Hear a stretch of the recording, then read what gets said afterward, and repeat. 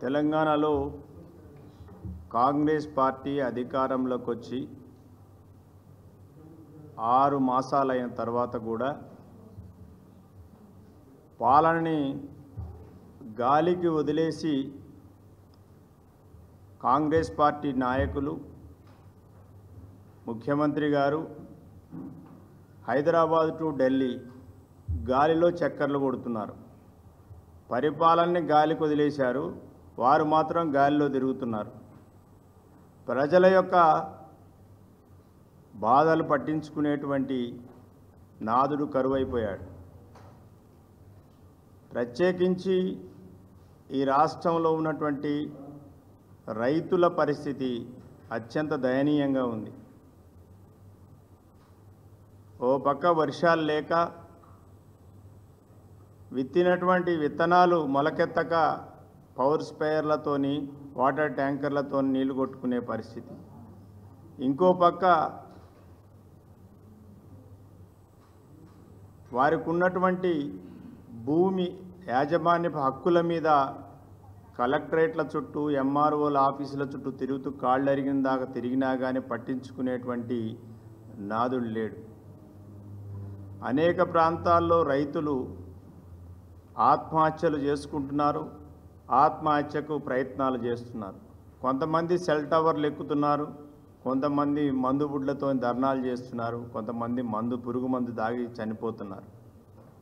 అత్యంత బాధాకరమైన విషయం, ఒక రైతు బిడ్డగా ఈ 6 నెలల కాలంలో కాంగ్రెస్ పార్టీ పరిపాలనలో రైతుల బాధలు అనేటువంటివి చెప్పుకోవటానికి కూడా అలువగాని పరిస్థితి.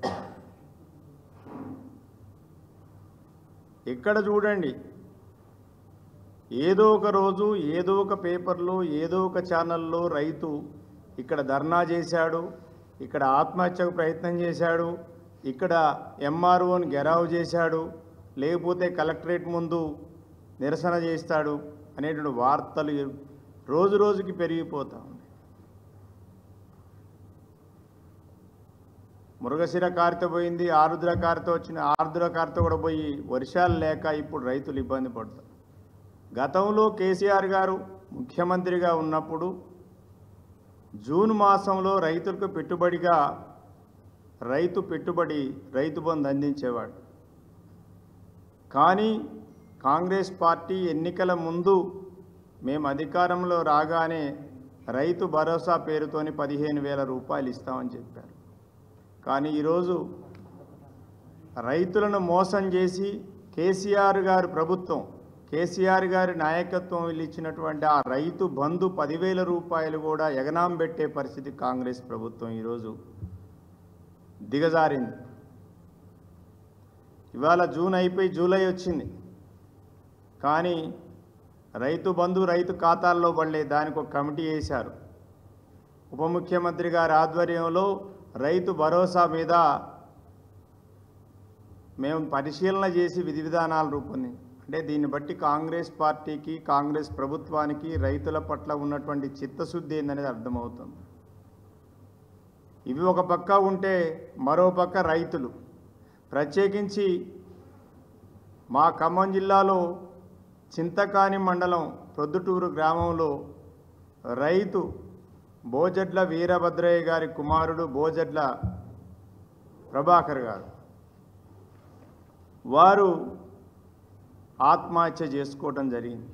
ఎందుకు ఆత్మహత్య చేసుకున్నారు అనేటువంటిది మీ అందరికీ తెలుసు. ఎందుకంటే ఆయనకున్నటువంటి 7 ఎకరాల 10 గుంటల భూమి, ఆ భూమిని ఆ గ్రామానికి సంబంధించినటువంటి కాంగ్రెస్ నాయకుడు, ఎందుకంటే ప్రభాకర్ గారి బీఆర్ఎస్ పార్టీ కార్యకర్తగా కాదు, ఆయన కూడా కాంగ్రెస్ పార్టీ కార్యకర్తే. ఆయన కాంగ్రెస్ పార్టీకి ఓటేశానని కూడా క్లియర్గా ఆయన యొక్క మరణ వాంగ్మూలంలో క్లియర్గా చెప్పడం జరిగింది. ఆ మరణ వాంగ్మూలం ఆయన ఇచ్చిన దాన్ని మీడియా పెద్ద ఎత్తున కూడా ప్రసారం చేయటం జరిగింది. దీన్ని పక్కకు పెట్టి డైవర్ట్ చేయటం కోసం కిసాన్ సెల్ అధ్యక్షుడిగా ఉన్నటువంటి గతంలో ఉన్న వ్యక్తి ఈరోజు రైతు బంధు ధరణి మీద కమిటీకి చైర్మన్గా ఉన్నటువంటి కోదండరెడ్డి గారు నిన్న మాట్లాడుతూ ఇది బీఆర్ఎస్ వాళ్ళు పనినటువంటి కుట్ర, ఈ కుట్ర చేసి కాంగ్రెస్ పార్టీ మీకు నెడుతున్నారని ఆయన ఒక సిగ్గుమాలిన స్టేట్మెంట్ ఇవ్వటం జరిగింది. వయసు పెరిగింది కోదండరెడ్డి గారికి, కానీ మరి బుద్ధి కూడా మందగించిందని నేను అనుకుంటున్నా. ఎందుకు అనంటే ఆయన క్లియర్గా చనిపోయిన వ్యక్తే చెప్పాడు, నేను కాంగ్రెస్ పార్టీకి ఓటేశాను, కానీ మా గ్రామంలో కాంగ్రెస్ పార్టీకి చెందినటువంటి ఎక్స్ జెడ్పీటీసీ కూరపాటి శిరీష గారి భర్త కూరపాటి కిషోర్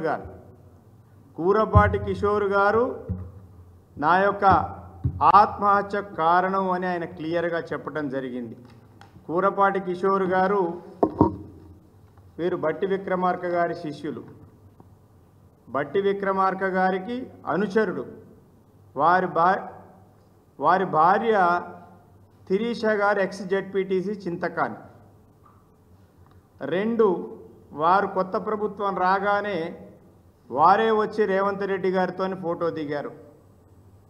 ఈ వ్యక్తి ప్రభాకర్ గారి మరణానికి కారణమని స్వయంగా మరణ వాంగ్మూలం ఇచ్చాడు. పోలీస్ స్టేషన్లో కంప్లైంట్ ఇస్తే ఈయన A1గా ఎక్యూజ్డ్, ఈయన నాయకత్వంలో కుట్ర జరిగింది, నా పొలం ఆక్రమించారు, నా పొలంలో మట్టి మొత్తం తీశారు, 6 అడుగుల లోతు మొత్తం మట్టి తవ్వుకుపోయారు, నా పొలానికి వెళ్ళటానికి దారి లేదు, ఏదని అడిగితే దౌర్జన్యం చేశారని ఆయన స్టేట్మెంట్ ఇచ్చారు. వాళ్ళ నాన్నగారు వెళ్ళి కంప్లైంట్ ఇస్తే A1గా ఉన్న కిషోర్ గారిని పోలీసులు A8గా మార్చారు. మరి ఎందుకు మార్చారనేది పోలీసులు చెప్పాలి, లేదా నియోజకవర్గానికి ఎమ్మెల్యేగా రాష్ట్ర ఉప ముఖ్యమంత్రిగా బాధ్యత నిర్వహిస్తున్నటువంటి బట్టి విక్రమార్క గారు చెప్పాలి. ప్రభాకర్ చావుకు కారణమైనటువంటి వ్యక్తిని మీరు ఎందుకు A1 నుంచి A8గా మార్చారు? మార్చడానికి వెనకాల ఏ శక్తులు ఉన్నాయి? ఎవరు దీనికి కారకులు?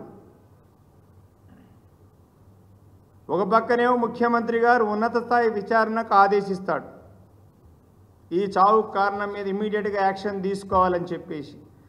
ఎవరి మీద యాక్షన్ తీసుకోవాలి?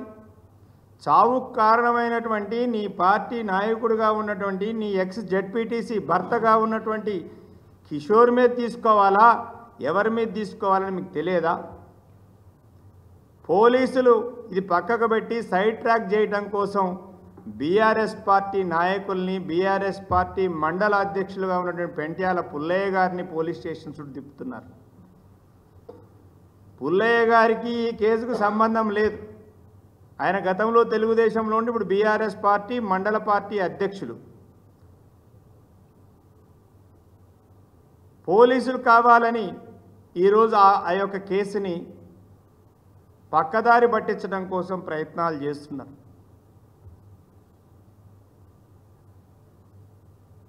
అంటే ఒక రైతు చనిపోతే దాని సానుభూతి చూపించకపోగా దాన్ని కూడా రాజకీయం చేయటం కోసం కాంగ్రెస్ పార్టీ ప్రయత్నం చేస్తుంది. కోదండరెడ్డి గారు సిగ్గుమాలిన స్టేట్మెంట్ ఇచ్చాడు, బీఆర్ఎస్ పార్టీ అట దీన్ని రాజకీయంగా వాడుకుంటుందట.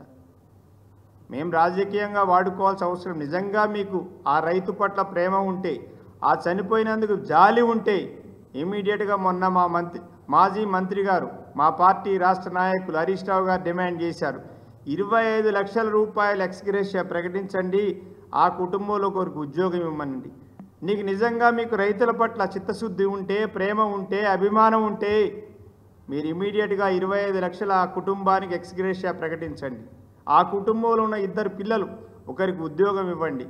నిజంగా మీరు రైతు పక్షపాతి ప్రభుత్వం అయ్యుంటే ఇవ్వాలని మేము డిమాండ్ చేస్తున్నాం బీఆర్ఎస్ పార్టీగా. చాలామంది చాలా విషయాలు మాట్లాడారు. కేసీఆర్ గారు ముఖ్యమంత్రిగా ఉన్నప్పుడు చాలామంది ప్రశ్నించే గొంతుకలు ఈ రాష్ట్రంలో ఉండేవి. మరి ప్రశ్నించే గొంతుకలన్నీ ఎక్కడ మూగబోయినాయో అర్థం కావటం లేదు. అయ్యా కోదండరామ్ గారు ఎక్కడున్నారు మీరు? మీ గొంతెందుకు మూగబోయింది? ప్రొఫెసర్ అరగోపాల్ గారు ఎక్కడున్నారు మీరు? లేదా నిన్నగాక మొన్న ఎమ్మెల్సీకి గెలిచినటువంటి ప్రశ్నించే గొంతుకనవుతానన్నాడు తీర్మార్ మల్లన్న, ఆయన కూడా ఎమ్మెల్సీనే ఖమ్మంకి. మరి ఈ గొంతుకలన్నీ ఎందుకు మూగపోయి నేను ప్రశ్నిస్తున్నా. బహుశా కోదండరామ్ గారు రాజ్భవన్కి గేటు బయట ఉండుంటారు, ఎప్పుడు ఎమ్మెల్సీ కోసం ఇస్తారా ఆర్డర్ కాపీ తీసుకుందామని ఉంటారు. వారికి కరీంనగర్లో రైతు ఘోష పట్టదు. నిన్న నరసింహాలగూడెంలో ఒక రైతు టవర్ ఎక్కాడు. అట్లాగే మహబూబాద్ మండలం నారాయణపురంలో రైతులు నిన్న సెక్రటేరియట్ దగ్గర వచ్చి ధర్నా చేశారు. స్వంతంగా ముఖ్యమంత్రి గారు ప్రాతినిధ్యం వహిస్తున్నటువంటి మహబూబ్నగర్ జిల్లాలో కూడా నిన్న రైతు ఆత్మహత్యకు ప్రయత్నం చేయటం జరిగింది ప్రజావాణిలో. ఇవన్నీ జరుగుతున్నా కానీ ప్రశ్నించే గొంతుకలు మూగబోయాయి. అంటే వారు కేసీఆర్ గారి మీద ఉన్నటువంటి గుడ్డి వ్యతిరేకత, కేసీఆర్ గారి మీద ఉన్నటువంటి వ్యక్తిగత ద్వేషంతోనే ఆ రోజు వారు గొంతులు తెరిచారు, కానీ రైతుల కోసం తెరవలేదనేది అర్థమైంది. ఈరోజు నిజంగా మీరు ఇంతమంది రైతులు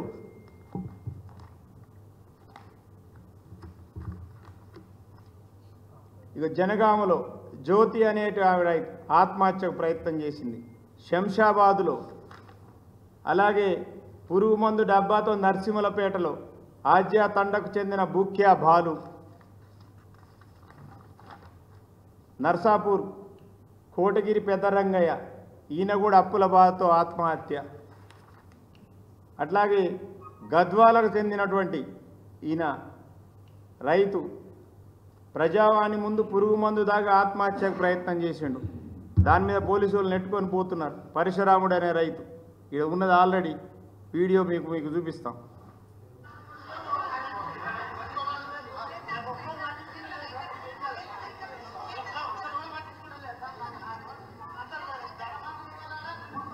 స్వయంగా ముఖ్యమంత్రి గారి జిల్లాలో జరిగినటువంటి ఈ విషయం ఇది. ఈయన పురుగు మందు తాగితే పోలీసు వాళ్ళు గుంజుకొని పోతున్నారు.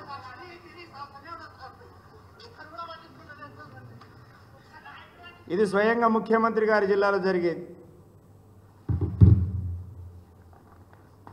దీని తర్వాత జనగామ కలెక్టరేట్ ముందు పురుగు మందు తాగుతున్న నరసింహారావు. ఇది రాష్ట్ర నారాయణపురం రైతులు నిన్న సెక్రటేరియట్కి వచ్చి ధర్నా చేసిండ్రు.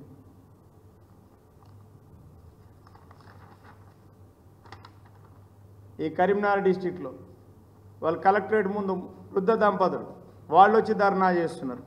ఇట్లా చెప్పుకుంటూ పోతే చాలా ఉన్నాయి.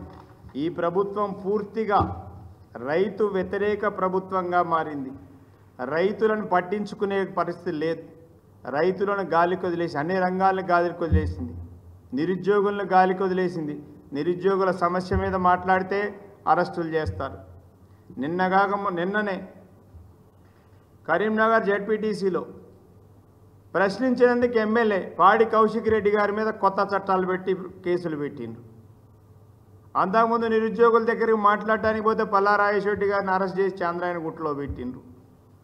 మా పార్టీ అని కాదు, నిన్న ఎమ్మెల్సీగా పోటీ చేసినటువంటి అశోక్ సార్ ఆయన కూడా ఒక వీడియో రిలీజ్ చేసిండు. ఆయన అపార్ట్మెంట్లో పెట్టి చుట్టూ 150 మంది పోలీసులను పెట్టిండట. ఆయన అంటున్నాను, వీళ్ళ కోసం నేను 5000 కిలోమీటర్లు తిరిగాను, చేసి నేను తప్పు చేశాను, నా చెప్పుతో నేనే కొట్టుకోవాలి అని అంటున్నాడు అశోక్ సార్ లాంటి. కాంగ్రెస్ పార్టీ మేనిఫెస్టో కమిటీ మెంబర్గా ఉన్నారు అడ్వకేట్ శరత్ గారు, ఆయన కూడా అదే చెబుతున్నాడు. అంటే కాంగ్రెస్ పార్టీ వచ్చిన 6 నెలల్లో కాంగ్రెస్ పార్టీ యొక్క స్వభావం అనేది బయటపడ్డది. కాంగ్రెస్ పార్టీ రైతు వ్యతిరేక పార్టీ, కాంగ్రెస్ పార్టీ నిరుద్యోగులకు వ్యతిరేక పార్టీ, కాంగ్రెస్ పార్టీ అన్ని వర్గాలకు వ్యతిరేక పార్టీ అని నిరూపించుకుంది. త్వరలోనే కాంగ్రెస్ పార్టీ ఇచ్చినటువంటి మోసపూరితమైనటువంటి హామీల మీద ప్రజలందరూ కూడా జ్ఞానోదయం అయ్యే పరిస్థితి వస్తుంది. కాబట్టి ఈ సందర్భంగా ఖమ్మం జిల్లా చింతకాని మండలం ప్రొద్దుటూరు గ్రామంలో ఆత్మహత్య చేసుకున్నటువంటి బోజడ్ల ప్రభాకర్ అనే రైతుకి తక్షణం న్యాయం చేయాలని డిమాండ్ చేస్తున్నాం. ప్రత్యేకించి ఆ నియోజకవర్గానికి ప్రాతినిధ్యం వహిస్తున్న రాష్ట్ర ఉప ముఖ్యమంత్రి వర్యులు బట్టి విక్రమార్క గారికి చెప్తున్నాం, ఇమీడియట్గా వారికి ఆ కుటుంబానికి 25 లక్షల రూపాయల ఆర్థిక సాయం అందేటట్టు చూడాలని. 2, ఆ కేసులో ప్రథమ ముద్దాయిగా ఉన్నటువంటి కిషోర్ని ఏదైతే A1 నుంచి A8గా మార్చారో ఇమీడియట్గా A1గా ముద్దాయిగా ఆయన మార్చి ఇతన్ని ప్రాసిక్యూట్ చేయాలని డిమాండ్ చేస్తున్నాం. అట్లాగే ఈ కేసు మొత్తంలో కూడా అలసత్వం వహించినటువంటి అధికారులు ఆ స్థానిక MRO కానీ CI కానీ ACPని తక్షణం అక్కడి నుంచి ట్రాన్స్ఫర్ చేయాలని మేము డిమాండ్ చేస్తున్నాం. ఎందుకంటే ఆ అధికారులు ఉంటే ఆ రైతులకు న్యాయం జరగదు. ఖచ్చితంగా ఆ అధికారుల యొక్క అలసత్వం వల్లనే రైతు ఆత్మహత్య చేసుకోవడం అనేది జరిగింది. కాంగ్రెస్ పార్టీలో వర్గపోరు ఉండొచ్చు. ఒక ఆయన నేను బట్టి విక్రమార్క గ్రూప్ అని ఇంకొక గ్రూపు, ఇంకొక ఆయన శ్రీనివాసరెడ్డి గారి గ్రూపు. ఈ 2 గ్రూపులతోనే అక్కడ ఏంటంటే దాన్ని డైవర్ట్ చేసి బీఆర్ఎస్ పార్టీ మీదకి దాన్ని నెట్టాలనే ప్రయత్నం చేస్తున్నారు. కాబట్టి ఇప్పటికైనా మేము రాష్ట్ర ప్రభుత్వాన్ని డిమాండ్ చేస్తున్నాం. చనిపోయిన రైతు బోజెడ్ల ప్రభాకర్కి 25 లక్షల రూపాయల ఎక్స్గ్రేషియా ఇమీడియట్గా ప్రకటించి వారి కుటుంబానికి అందించాలి. వారి కుటుంబంలో చదువుకున్న 2 పిల్లల్లో ఒకరికి ప్రభుత్వ ఉద్యోగం కల్పించాలి. వారి భూమికి పూర్తి హక్కు కల్పించాలని డిమాండ్ చేస్తున్నాం.